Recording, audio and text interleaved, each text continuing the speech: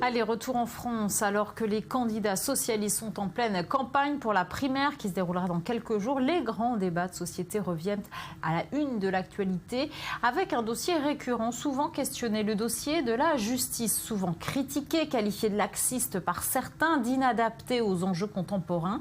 Eh bien, Michel Taubman a rencontré à Paris Louis Vogel, auteur de l'œuvre Justice, année zéro. Louis Vogel, professeur de droit, mais aussi politicien, maire de la ville de Melun. Son livre a fait naître d'ailleurs des rumeurs quant à son intérêt pour priser la place Vendôme sous un potentiel prochain gouvernement de droite. En tout cas, il revient pour nous sur son bilan très noir, vous allez le voir, qu'il fait de la justice. Regardez. Bonjour Louis Vogel. Bonjour. Alors vous êtes avocat, professeur de droit, homme politique, vous êtes maire de Melun, tendance Les Républicains, vous êtes proche d'Alain Juppé, et là vous venez de publier le fruit de vos réflexions sur la justice, un livre qui s'appelle Justice, année zéro. Alors bon, ne nous cachons pas les choses, c'est très critique à l'égard de la situation actuelle de la justice. Alors, est-ce que tout est si négatif que cela ?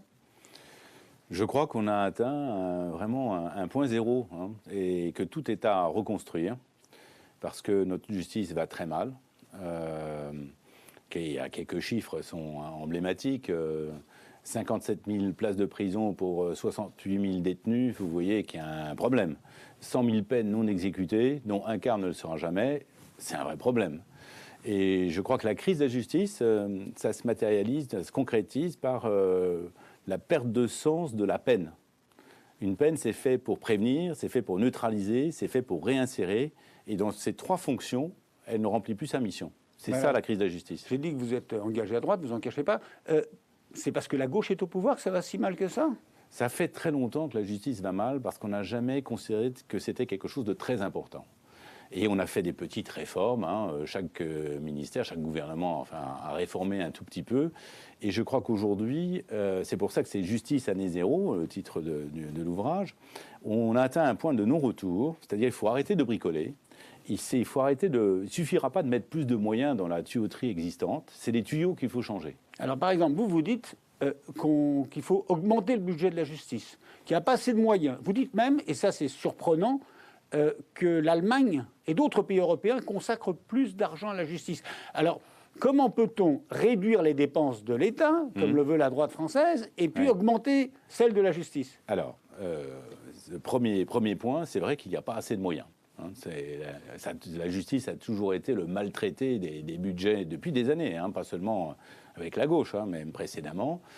Parce que, comme je disais tout à l'heure, on n'a jamais reconnu l'importance de la justice pour le pays. On voyait le juge plutôt comme un technicien dont on voyait bien le problème des prisons. Donc plus de la moitié du budget de la justice, c'est les prisons, mais la justice elle-même, elle n'a pas eu grand-chose. Alors les moyens, si on compare avec les pays étrangers, vous avez tout à fait raison, on est bien derrière l'Allemagne, bien derrière l'Angleterre, on est derrière la Belgique, on est même derrière l'Italie quand on rapporte le budget à la population. Alors que la France est un pays, et la droite ne cesse de le répéter, où les dépenses de l'État sont considérables, même trop importantes. Mais pas dans le domaine de la justice. Oui, c'est pour ça que mais alors vous voulez créer des postes de magistrats, des postes de gardiens de prison ? Alors, je pense qu'il faut créer plus de places de prison, déjà. Vous avez vu qu'il en manque 10 000 déjà dans l'état actuel. Donc les conditions d'emprisonnement sont vraiment pas bonnes, pas dignes. Donc pas dignes d'un pays comme la France. Il y a ça à faire. Il y a aussi à revaloriser le statut du juge. Mais ça veut dire qu'il faut défendre... Un juge gagne en moyenne 4 000 € par mois, c'est ça ce que vous dites ? En moyenne, et si on compare par rapport à des pays étrangers, en moyenne, aux États-Unis, c'est 15 000 €, vous voyez. En Angleterre, c'est 10 000 €. On est vraiment très décalé. Et encore une fois, c'est pas seulement une question de moyens. Après, je vous dirai les solutions, comment trouver plus de moyens. C'est une question d'image du juge. C'est parce qu'on considère que c'est pas si important que ça. C'est un peu comme l'enseignant, un peu dévalorisé. Ça ressemble beaucoup à l'enseignant, un peu dévalorisé. Un maître de conférence en début de carrière, il commence à 3 000 €. Et on dit en général le petit juge. Le petit juge, vous avez tout à fait raison. Donc vous voyez, c'est tout ça qui est à reconstruire. Le petit juge, le petit prof, voilà. Le petit prof, alors qu'avant, jamais on n'aurait parlé comme ça. Donc il y a un vrai problème de statut, d'image, de reconnaissance, ce qui explique d'ailleurs la difficulté de recrutement des juges, des magistrats. Mais alors vous dites qu'il manque des places de prison. Mais peut-être qu'il y a trop de gens en prison. Il y a des gens qui ont commis des petits larcins, il y a des jeunes délinquants. Peut-être qu'on devrait leur appliquer des peines de substitution plutôt que de les envoyer en prison avec des grands criminels, non? Oui, tout à fait juste. Mais il y a un aspect répressif qu'il faut quand même sauvegarder. Hein, et la peine, il n'y a pas que de la prévention, il n'y a pas que de la réinsertion, il y a aussi de la répression. Si je prends un pays comme l'Angleterre, vous voyez, qui est comparable en tout point à la France, un nombre d'habitants, produit intérieur brut, il y a 96 000 places de prison en Angleterre, vous voyez, contre 57 000 chez nous. Donc on voit bien qu'on est un peu décalé, hein, même si on multiplie les autres moyens. Alors vous me disiez tout à l'heure, on a déjà tellement de dépenses, comment faire? Bien, je vais vous dire, là, franchement, au point où nous en sommes, de l'argent, on peut en trouver. Hein. Je pense, par exemple, aux grands investissements qui ont permis dont l'objectif était, en tout cas, de refaire des grandes universités françaises. C'était 7,7 milliards d'euros. Les places de prison dont je parle, ce serait 3 milliards d'euros. Vous voyez, ce n'est pas du tout disproportionné. On a déjà fait dans d'autres domaines, donc ce n'est pas hors de portée. Maintenant, je vais quand même aller au fond des choses. Le vrai problème des places de prison, c'est le temps qu'on mettrait à les construire, plus que l'argent nécessaire pour le faire.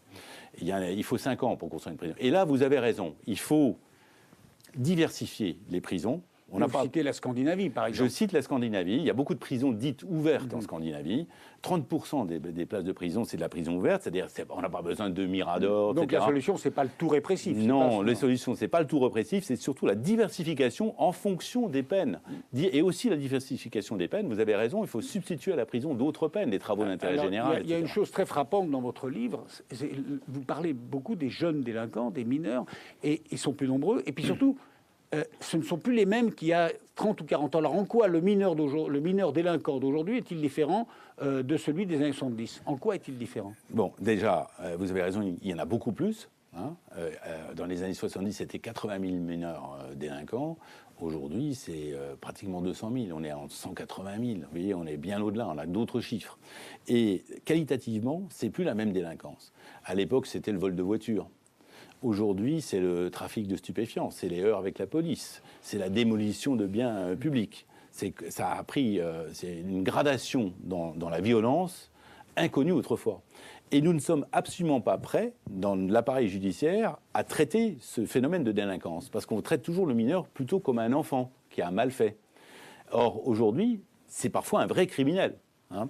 Et donc, une des choses que je recommande, c'est de bien distinguer le juge des enfants, qui s'occupe de l'assistance, des familles, etc., le juge de la famille, si vous voulez, d'un juge pénal pour mineurs. Alors, quand on parle de mineurs, il ne faut pas tout confondre, mais souvent, la délinquance est le terreau sur lequel se greffe le terrorisme. Alors, dernière question, rapidement, allez à l'essentiel. Est-ce qu'on peut lutter contre le terrorisme avec les moyens de la justice ordinaire, ou est-ce qu'il faut une justice d'exception ? Justice d'exception, c'est peut-être pas le mot, mais je pense qu'il faut avoir des moyens spécifiques pour lutter contre le terrorisme. Par exemple, je recommande la création d'un parquet antiterroriste. Il faut absolument que les moyens de l'État soient spécifiquement orientés vers ça. Il faut, comme on l'a fait pour le parquet financier, vous voyez, c'est pas du tout extraordinaire, on peut très bien le faire dans ce domaine aussi. Il faut aussi, je crois qu'un des moyens de lutte contre le terrorisme, c'est le renseignement. Il faut absolument développer le renseignement, et très proche, c'est un élu local qui parle, très proche de la base. Il y a des choses à faire. Le conseil intercommunal de prévention de la délinquance qu'on a mis en place, par exemple chez nous, dans notre agglomération, c'est à Melun, c'est un instrument au sein duquel on s'échange des renseignements. Et on arrive, et nominatif, et on arrive à monter un dossier contre la personne, le délinquant, notamment le délinquant terroriste. Et certaines villes ont même mis en place, et c'est très intéressant, c'est à Chalon-sur-Saône, il y a ça, une cellule communale de renseignement qui permet d'apprécier les signaux faibles qui permettent d'intervenir avant même que le terroriste se radicalise véritablement. C'est dans ces directions qu'il faut aller, beaucoup plus subtil. Je vous remercie beaucoup, Louis Vogel. Alors, je renvoie les téléspectateurs à votre livre, Justice, année zéro. À bientôt, Louis Vogel. À bientôt, Valérie.